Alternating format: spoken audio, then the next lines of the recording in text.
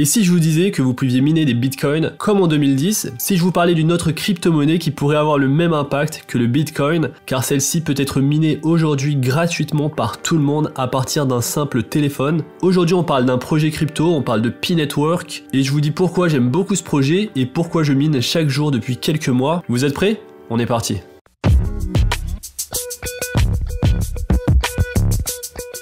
Aïe boy! Salut à tous et bienvenue dans une nouvelle vidéo où je vous parle du projet Pi-Network, ce projet encore en développement qui a attiré plus de 15 millions de mineurs actifs et qui augmente très rapidement son nombre d'utilisateurs. Dans cette vidéo, je vous parle du projet, on regarde ensemble le white paper du Pi-Network et on essaye de comprendre la vision des fondateurs, le modèle économique, pourquoi ce n'est pas une arnaque comme certains le pensent et pourquoi ce projet sort du lot par rapport à d'autres projets. On va comparer le Pi-Network au Bitcoin et je vous donne aussi également mon avis rapide sur ce que pourrait devenir Pi-Network et pourquoi je pense qu'on pourrait gagner pas mal d'argent même si ce projet n'a pas grand chose finalement à voir avec le Bitcoin. Alors que le monde devient de plus en plus numérique, la crypto-monnaie est une prochaine étape naturelle dans l'évolution de notre monnaie courante. Fondée par 3 étudiants de Stanford, Pi est la première monnaie numérique pour les gens ordinaires, ce qui représente une avancée majeure dans l'adoption de la crypto-monnaie dans le monde entier. Et donc ici c'est vraiment la distinction que veut apporter Pi-Network par rapport aux autres crypto-monnaies. C'est une crypto-monnaie qui se veut démocratique et révolutionnaire dans sa facilité à être minée par des gens ordinaires. La mission de Pi-Network, c'est de construire une plateforme de crypto-monnaie et de contrats intelligents, de smart contracts sécurisés et exploités par des gens ordinaires. Leur vision, c'est de construire un marché, un marketplace alimenté par la monnaie Pi, un marché qui pourrait être utilisé par énormément de gens juste finalement via un simple téléphone. Alors pourquoi les cryptocurrencies, pourquoi les crypto-monnaies sont aussi intéressantes et pourquoi elles attirent beaucoup de gens aujourd'hui? Il faut savoir que l'intérêt principal des crypto-monnaies, c'est la révolution en termes de transactions financières. Au quotidien, ces transactions financières reposaient toujours sur un tiers de confiance pour conserver un registre de transactions. Donc lorsqu'on effectuait une transaction bancaire, on avait un système bancaire qui tenait un registre et qui garantissait que la transaction était sûre et fiable. Et donc les intermédiaires sont des banques, des plateformes comme PayPal et d'autres plateformes qui jouent un rôle important dans le système financier actuel et dans la régulation des transactions financières mondiales. Cependant, le rôle de ces intermédiaires de confiance a également des limites. Tout d'abord, la première limite, c'est que ces plateformes capturent de la valeur injustement, entre guillemets, on va dire, car elles vont amasser des milliards de dollars juste en étant un simple intermédiaire de transaction. La limitation de tels intermédiaires se fait ressentir au niveau des frais. Alors les banques et les entreprises facturent des frais importants pour faciliter les transactions, et ces frais ont souvent un impact disproportionné sur les populations à faible revenu qui ont le moins d'alternatives. Une autre limitation importante, c'est la censure. Si un intermédiaire de confiance décide que vous ne devriez pas être en mesure de transférer votre argent, il peut imposer des restrictions sur le mouvement de votre argent. L'intermédiaire de confiance sert également de gardien et peut arbitrairement empêcher quiconque de faire partie de votre réseau. Et donc si vous souhaitez transférer un certain montant d'argent à une autre personne qui possède un autre intermédiaire bancaire, il est possible que vous ne puissiez pas faire cette transaction car ces deux intermédiaires bancaires ne font pas partie du même réseau. Et le dernier point qui limite l'utilisation de tels intermédiaires, c'est le respect de la vie privée. À un moment où la question de la vie privée devient de plus en plus urgente, ces intermédiaires peuvent accidentellement divulguer ou vous forcer à divulguer plus d'informations financières sur votre situation. Alors avec l'arrivée du Bitcoin qui a été lancé en 2009 par un programmeur ou un groupe de programmeurs anonymes, cette arrivée a marqué un tournant pour la liberté de l'argent et pour la première fois dans l'histoire, les gens pouvaient échanger de la valeur en toute sécurité sans avoir besoin d'un tiers ou d'un intermédiaire de confiance. Donc le Bitcoin, bien entendu, a bien perturbé le modèle financier actuel et le perturbe encore plus ces derniers jours. Ça donne la possibilité aux gens d'effectuer des transactions sans avoir de tiers sur le chemin. L'augmentation de la liberté et la flexibilité et la confidentialité continuent de conduire l'inévitable marché vers des monnaies numériques en tant que nouvelle norme. Malgré ces avantages, le Bitcoin a quand même des points faibles, des défauts, et l'un de ces défauts, c'est la concentration, probablement involontaire, de son argent et du pouvoir de Bitcoin qui représente un obstacle significatif dans l'adoption par le grand public. Il faut savoir que le Bitcoin aujourd'hui, un Bitcoin vaut 60 000 $ et qu'à la base, le Bitcoin avait été créé pour remplacer notre monnaie d'échange. Alors aujourd'hui, c'est plus une monnaie de refuge qu'une monnaie d'échange, car les gens qui investissent dans le Bitcoin ne l'utilisent pas. En effet, le Bitcoin n'a que très peu d'intérêt pour une utilisation concrète, et le fait que c'est une monnaie qui est rare, qui est très limitée, lui procure une grande valeur par rapport à d'autres crypto-monnaies et également par rapport à la crypto-monnaie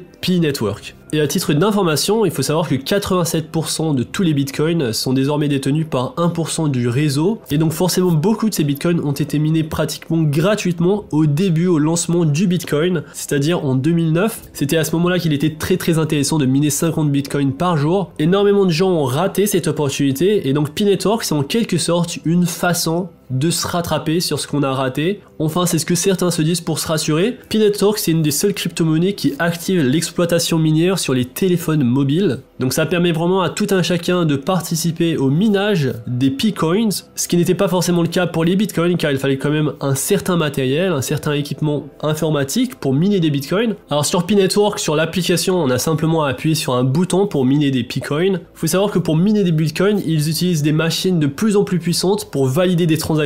Et donc on mine des Bitcoins avec ce qu'on appelle un Proof of Work, c'est-à-dire une preuve de travail. Les Bitcoins sont minés avec une preuve de travail pour garantir la fiabilité des transactions et la fiabilité des bitcoins qui sont minés. Pour P-Network, ils utilisent le Stellar Protocol qui apparaît comme le principal candidat pour permettre une exploitation minière sur les téléphones. Et donc pour P-Network, bien qu'il n'y ait pas de Proof of Work, il y a une Proof of Stake. C'est un consensus algorithme qui va utiliser une blockchain publique. Dans ce cas-là, P-Network va utiliser le Stellar Protocol. Mais ce qui est bien avec P-Network, comme on n'a pas de Proof of Work, c'est-à-dire qu'on ne va pas utiliser l'énergie de notre téléphone pour miner. Donc si vous utilisez l'application P-Network, la batterie ne va pas se décharger plus rapidement. Il est garanti qu'en utilisant l'application P-Network, cette application ne va pas décharger votre téléphone. L'intérêt du Proof of Stake, c'est vraiment de rendre l'utilisation et le minage du P-Network très facile pour la plupart d'entre nous qui possédons tous un téléphone. Une différence importante entre P-Network et Bitcoin, c'est le nombre de transactions par seconde et le nombre de transactions simultanées. Alors que pour le Bitcoin, on pourrait prendre plusieurs heures pour faire de nombreuses transactions. Pour P-Network qui utilise le Stellar Protocol, il s'agit de l'un des réseaux cryptographiques le plus rapide et ça ne prend que quelques secondes pour traiter une transaction, jusqu'à 1 million de transactions par seconde. Mais pour le Bitcoin, ce sera très difficile d'atteindre une telle vitesse et c'est ce qui d'ailleurs va faire la rareté et la valeur du Bitcoin. En effet, avec le P-Network, il souhaite mettre en place un marketplace où il y aura énormément de transactions simultanées pour une utilisation quotidienne du P-Coin. Pour le Bitcoin, il n'y a pas vraiment de marketplace et les transactions sont très limitées en termes de vitesse par rapport à d'autres crypto-monnaies comme le Polkadot, l'Ethereum, le Cardano. Et donc le point faible du Bitcoin, c'est la vitesse de transaction et donc le manque d'utilité. Associé à cela, un nombre fixe assez faible de Bitcoin en circulation et on obtient une valeur très élevée du Bitcoin. Ce ne sera pas le même cas pour P-Network car ici l'idée c'est vraiment de rendre l'utilisation du P-Network comme une utilisation d'une monnaie courante dans un marketplace et donc associé à cela il faut une plateforme qui puisse accueillir un nombre important de transactions. Alors lorsque vous téléchargez l'application P-Network qui est disponible sur le Apple Store ou sur Android, en tant qu'utilisateur P-Network vous devrez d'abord utiliser un lien d'invitation.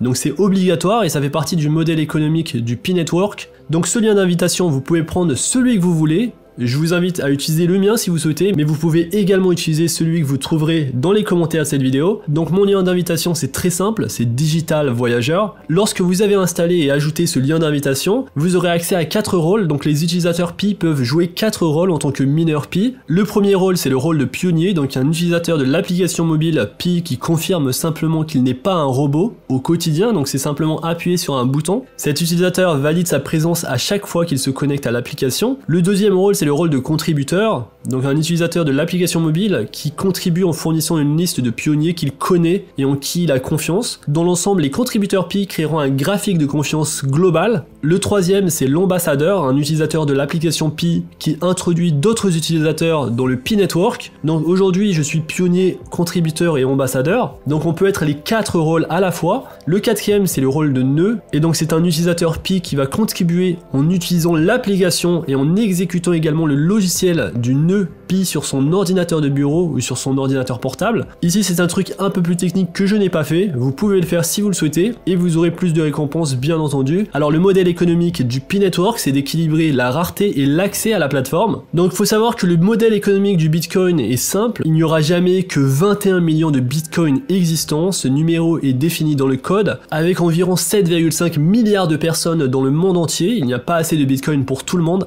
cette rareté est l'un des facteurs les plus importants de la valeur valeur du Bitcoin. Le schéma de distribution du Bitcoin renforce encore plus ce sentiment de rareté. La récompense de l'extraction des blocs Bitcoin est divisée par 2 tous les 210 000 blocs, donc environ tous les 4 ans. À ses débuts, la récompense du Bitcoin était de 50 pièces. Maintenant, la récompense du Bitcoin diminue, elle était de 12,5 et devrait diminuer ou a déjà diminué à 6,25 en mai 2020. Le taux de distribution décroissant du Bitcoin signifie que même si la connaissance de la monnaie augmente, il y en a moins à exploiter. Alors ça, c'est vraiment les avantages du Bitcoin, ça va rendre la monnaie très riche. Les inconvénients, c'est le modèle de distribution inversé de Bitcoin. Moins de gens gagnent plus au début et plus de gens gagnent moins aujourd'hui. C'est l'un des principaux contributeurs à sa distribution inégale. Et avec autant de Bitcoin entre les mains de quelques premiers utilisateurs, les nouveaux mineurs brûlent plus d'énergie pour moins de Bitcoin. C'est un inconvénient, mais en réalité c'est le même inconvénient qu'on va avoir sur le P-Network, car ceux qui étaient là au début gagnent plus que ceux qui sont là aujourd'hui, ceux qui commencent aujourd'hui. Et un autre inconvénient, c'est l'utilisation très difficile comme moyen d'échange du Bitcoin. En effet, la rareté du Bitcoin a conduit à sa perception comme une forme d'or numérique, une réserve numérique de valeur. Le résultat de cette perception est que de nombreux détenteurs de Bitcoin ne sont pas disposés à dépenser des Bitcoins pour les dépenses quotidiennes. Et c'est maintenant que je vous parle du modèle économique de P-Network,